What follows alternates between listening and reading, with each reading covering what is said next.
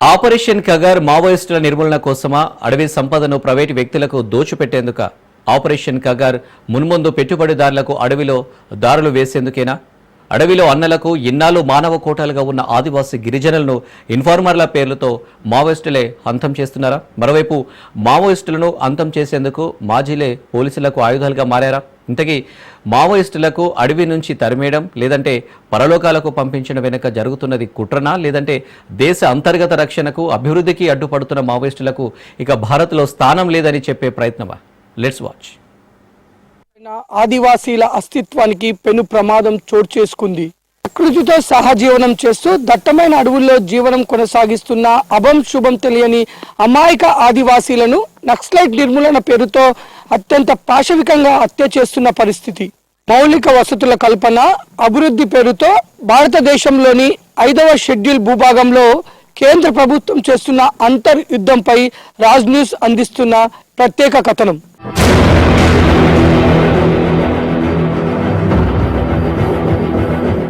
Operation కగర్పై మానవ హక్కుల సంఘాలు మండిపడుతున్నాయి. ప్రభుత్వ రంగ సంస్థలను నిర్వీర్యం చేస్తూ పెట్టుబడిదారులకు దోచిపెడుతున్న సర్కార్ కన్ను అడుగుపై పడిందని, అందుకే అన్నలను అంతం చేస్తుందని హక్కుల సంఘాలు ఆరోపిస్తున్నాయి. అడవిలోని అత్యంత అరుదైన ఖనిజాలను దోచుకోకుండా అడ్డుగా ఉంటారనే మావోయిస్టులపై మరణ మృదంగానే పోలీసు రాజ్యం మోగిస్తుందని మండిపడుతున్నాయి. రాజ్యాంగం ప్రకారం అడవి బిడ్డలకు ప్రత్యేక హక్కులుంటాయని, ఆపరేషన్ కగర్ జరుగుతున్న ప్రాంతమంతా షెడ్యూల్ 5 కిందకు వస్తుందని, మున్ముందు జరిగే పెట్టుబడిదారుల దోపిడీని అడ్డు అదుపు లేకుండా చేసేందుకే మావోయిస్టుల నిర్మూలన అని ప్రజా సంఘాలు, స్థానిక నాయకులు ఆరోపిస్తున్నారు. ఈ రోజు ఆదాని అంబానీలా దోచిపెట్టడం కోసం 5th షెడ్యూల్లో ఏదైతే ఆదివాసీలకు ఏదైతే హక్కులు ఉంటాయో ఆ హక్కులను కూడా కాలు రాసి ఈరోజు వాళ్ళ యొక్క ప్రాణాలను ఈరోజు ఏ చెట్టును అడిగినా కూడా రక్తబొట్టు కారుస్తూ ఉంది. కాబట్టి ఈ యొక్క యుద్ధ వాతావరణం మంచిది కాదు. ప్రపంచంలో ఎక్కడ కూడా వాళ్ళు విదేశీయులు కాదు, మన భారత పౌరులు. వాళ్ళ మీద ఈ రకమైన పాశవికమైన చర్యలు చేసుకుంటూ కాల్పులు చేయడం, 2006 వరకు వాళ్ళ యొక్క మావోయిస్టులను ఏరివేస్తామని చెప్పడం ఇది దుర్మార్గమైన చర్య. కేంద్ర ప్రభుత్వం వెంటనే ఈ కగార్ ఆపరేషన్ వెంటనే ఆపి వాళ్ళు ఏదైతే శాంతి చర్చలు అంటున్నారో శాంతి చర్చల్లో వాళ్ళు ఏం చెప్తారో ప్రభుత్వం వాళ్ళతో చర్చలు జరిపి అది సానుకూలంగా ఉంటే సానుకూలంగా స్పందించాలి. కానీ ఈరోజు ప్రపంచవ్యాప్తంగా ఎక్కడ కూడా జరిగినటువంటి దుర్మార్గమైన చర్య మన భారతదేశంలో ఛత్తీస్గఢ్లో మానవుల మీద ప్రదర్శిస్తూ ఉన్నారు.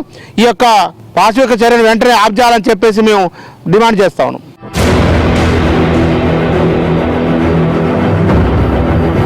పీపుల్స్ వార్, నక్సలైట్లు, మావోయిస్టులు ఇలా పేరు మార్చుకుంటూ వచ్చిన అన్నలు గిరిపుత్రులకు అండగా నిలిచేవారు. ప్రజా పోరాటాలతో పీడిత వర్గాల పక్షాన పోరాడిన మావోయిస్టులు ఛత్తీస్గఢ్, ఒరిస్సా, తెలంగాణ, మహారాష్ట్ర సరిహద్దు అడవుల్లో బలమైన సాయుధ వ్యవస్థను ఏర్పాటు చేసుకున్నారు. దండకారణ్యాల్లో కొమ్మకో మావోయిస్టు అన్నట్లు రిక్రూట్మెంట్ జరిగింది. స్థానిక గిరిజన పౌరులతో మమేకమై ప్రభుత్వాలపై పోరుబాట నడిపారు. ప్రభుత్వ అభివృద్ధి కార్యక్రమాలతో, ఇళ్లు, రోడ్లు, ఇతర మౌలిక సదుపాయాలతో పౌరులు ప్రజా జీవనానికి అలవాటు పడిన సమయంలో ఇన్ఫార్మర్ వ్యవస్థ ఏర్పడడం, లొంగిపోయిన మావోయిస్టులు అన్నల జాడ చెప్పడంతో భారీ స్థాయిలో ఎన్కౌంటర్లు జరిగాయనేది ప్రజా సంఘాల అభిప్రాయం. మొత్తం అడవులన్నీ కావాలి చేసి అడవులలో విలువైన అంటే వేల మృతికలు అంటారు తెలుగులో, స్కాండియం, సీసియం, యురేనియం లాంటి విలువైన ఖనిజాలను దోపిడీ చేయడం కోసమే, ఆ ఖనిజాలను కార్పొరేట్ వ్యవస్థలను తరలించడం కోసమే, అలా అడవుల నుంచి ఆదివాసీ తరలించడం కోసమే ఆపరేషన్ పవన్ సంఘం తరఫున భావిస్తున్నాం. కేంద్ర ప్రభుత్వానికి మేము విజ్ఞప్తి చేస్తున్నాం. ఆపరేషన్ కగార్ను దాని తాత్కాలికంగా మీరు ఆపినప్పటికీ దాని ప్రభావం మాత్రం ప్రజల మీద తీవ్రంగా ఉంది. కాబట్టి ఆపరేషన్ కగార్ను ప్రజల్లో విశ్వాసాన్ని పునరుద్ధరించి ఆపరేషన్ కగార్ను నిలిపివేయాల్సిందిగా పౌర సంఘాల తరఫున విజ్ఞప్తి చేస్తున్నాం.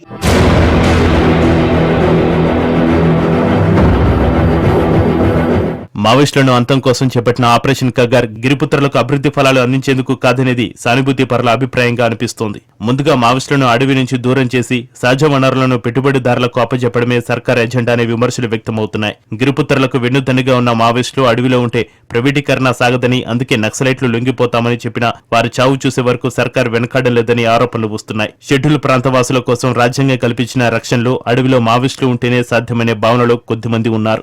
ప్రపంచవ్యాప్తంగా వేగంగా మీరు సంపద పెంచుకోవాలంటే ఇవాళ ఖనిజాలు అనేవి చాలా అత్యవసరం అయిపోయాయి కనుక ఇవాళ మన దేశంలో ఆదివాసీ ప్రాంతాల్లో ఖనిజ వనరులు కార్పొరేట్ చెప్పడం ఏమనకు అభ్యంతరం, కానీ ప్రభుత్వమే ఒకవేళ పెద్ద అవసరాల కొరకు బ్రిడ్జులు అడుగుతున్నాము, లేకపోతే ఎట్లేమో పెడుతున్నాము, మాకు కొంత ఖనిజాలు కావాలంటే ఆదివాసులను ఒప్పించడం అంత కష్టం కాకపోవడం. కానీ మేము ప్రైవేట్ వాడికి అప్పులు లాభాలు చేసుకుంటానంటే దానికి వ్యతిరేకంగా ఒక రాత్రి ఆదివాసీ ప్రజలు తమ గొంతెత్తి మాట్లాడుతున్నారు.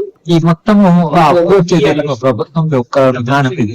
అది చట్టబద్ధంగా రాజ్యాంగబద్ధంగా రాజ్యాంగం చేసిన ప్రమాణాల ప్రకారం అది ఒకవేళ ప్రభుత్వం చేస్తే ఇంత గందరగోళం ఆదివాసీ ప్రాంతాల్లో ఇంత గందరగోళం జరగదు.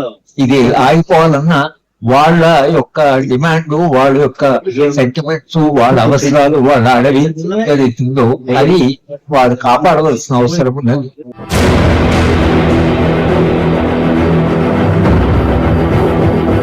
పోలీసు రాజ్యంలో పెట్టుబడిదారులకు తప్ప గిరిజనులకు రక్షణ లేదని రాజ్యాంగం కల్పించిన ప్రత్యేక హక్కుల సాధన కోసం పౌర సంఘాలు నిరంతరం పోరాడుతూనే ఉంటాయనే భావన వ్యక్తమవుతుంది.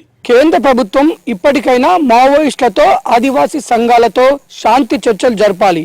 ప్రపంచంలోనే అతిపెద్ద ప్రజాస్వామ్య దేశం సమస్య పరిష్కరించుకోవటానికి తన ప్రజలతో చర్చలు జరపడానికి సుముఖం చూపకపోవటం చరిత్రలో మాయని మచ్చగా మిగిలిపోనున్నది. ప్రజాస్వామ్య స్ఫూర్తి కొనసాగించేలాగా సమస్య పరిష్కారానికి కేంద్ర ప్రభుత్వం నాంది పలకాలని ప్రజా సంఘాలు, ప్రజాస్వామ్యవాదులు కోరుకుంటున్నారు. కెమెరామెన్ జలీల్తో చంద్రశేఖర్, రాజ్ న్యూస్, వరంగల్.